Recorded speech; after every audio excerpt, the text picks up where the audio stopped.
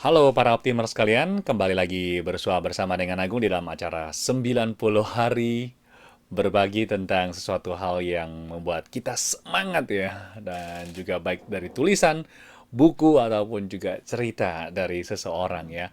Hari ini baru saja mengikuti sebuah acara bersama dengan beberapa teman orang Taiwan dan juga orang Indonesia juga ya. Cukup ramai. Jadi hari ini pakainya agak sedikit apa namanya necis ya kata orang.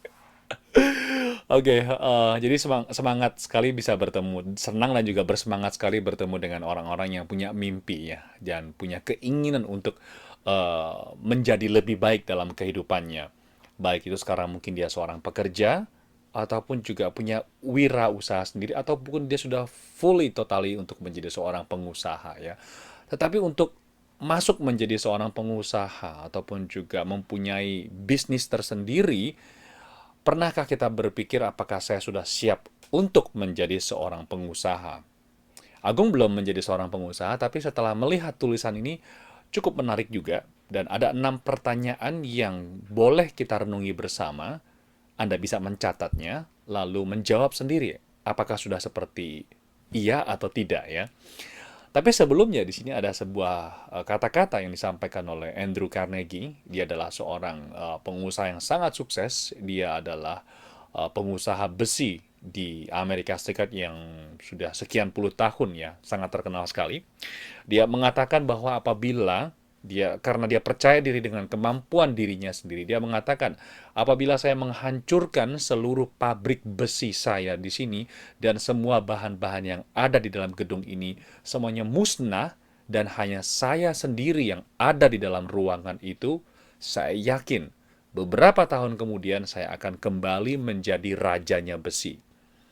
Ini menunjukkan apa? Bukan kesombongan ataupun juga keangkuhan bahwa, tapi dia mengerti siapa dirinya sendiri.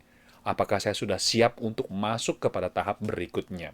Baik, 6 pertanyaan ini adalah, yang pertama adalah, apakah kita apa namanya mampu mempergunakan kelebihan diri kita, atau terus mencoba untuk bukan menutupi, tapi untuk memperbaiki kelemahan kita.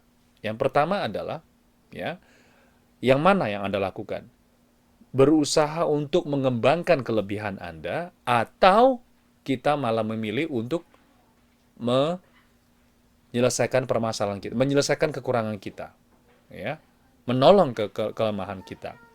Jadi kalau misalkan Anda pikir banyak sekali pengusaha yang sukses, mereka tahu apa kelemahan mereka dan mereka tahu apa kelebihan mereka.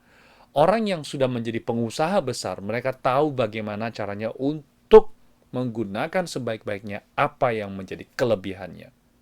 Lalu dilakukan, ya, lalu dilakukan. Yang kedua adalah, apakah Anda seorang karyawan, pegawai, atau seorang calon pengusaha?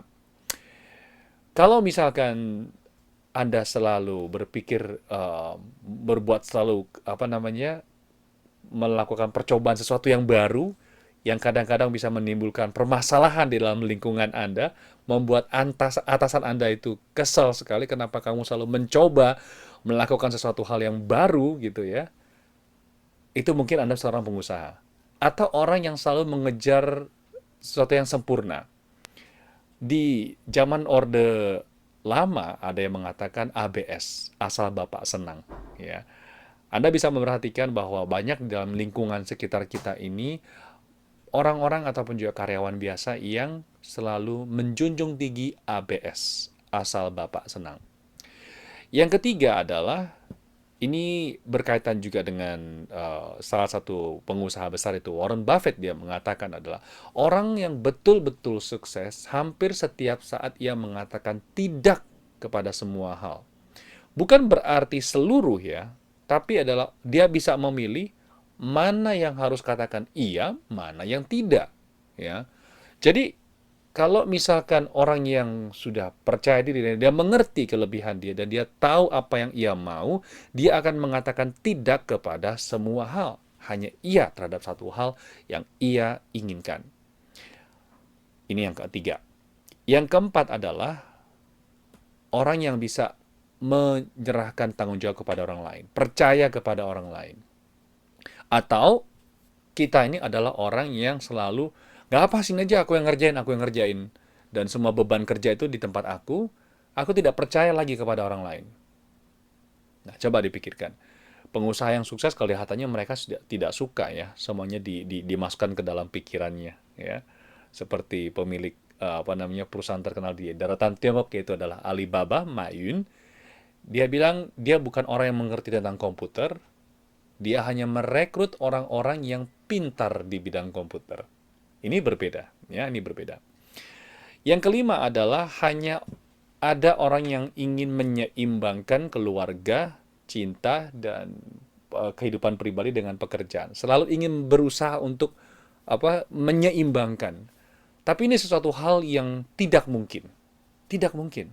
Ya, mungkin di awal tidak mungkin, tapi kemudian akan mungkin. Ada beberapa pekerjaan ataupun juga profesi ataupun juga bisnis yang mungkin seperti itu. Ya, seperti bisnis multi-level marketing, mereka mengatakan bahwa kita bekerja keras terlebih dahulu, ya. Tapi ada juga orang yang berhasil setelah dia bekerja keras sampai pada akhirnya dia bisa menikmati hidup. Dan ada orang memang berhasil seperti itu. Ini profesi, ya. Dan juga merupakan salah satu model bisnis yang sudah mendunia. Oke. Jadi jangan pernah bermimpi kita di dalam rubrik ini kata jangan kita selalu bermimpi ingin begitu kita keluar dari masyarakat kita kepingin seimbang hidup ini. Sulit, ya. Nah, jangan putus asa. Karena sulit, maka kita kejar. Sama seperti Agung ya. Agung juga untuk mencoba untuk menyeimbangkan apa yang ada di dalam kehidupan. Ada keluarga, ada pekerjaan, ada usaha, dan juga sekarang punya program seperti ini. Tujuannya hanya satu, ya, saling berbagi. Itu aja. Tidak ada maksud lain-lain. Yang keenam adalah selalu berpikir saya adalah orang yang paling cerdas. Atau Anda yang selalu berpikir orang lain lebih cerdas. Lebih baik saya menyerahkan ini kepada orang lain karena saya membutuhkan dia dan ini adalah kelebihannya dia dan saya mengerjakan lain.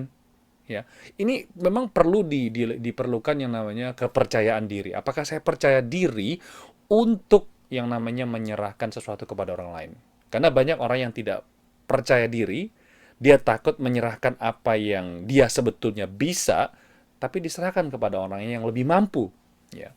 Nah, disinilah perbedaannya, beberapa 6 hal yang coba kita bisa renungi bersama. Apakah saya sudah siap menjadi seorang pengusaha? Apabila Anda punya rencana untuk memiliki wirausaha sendiri ya, baik di Taiwan, di negara Anda sekarang, ataupun juga di Indonesia. Baik teman-teman sekalian, demikianlah obrolan di hari ini dalam program 90 hari sharing kepada teman-teman. Semoga saja bermanfaat. Kita ketemu lagi di kesempatan berikutnya. Salam optimis, sampai jumpa. Bye-bye.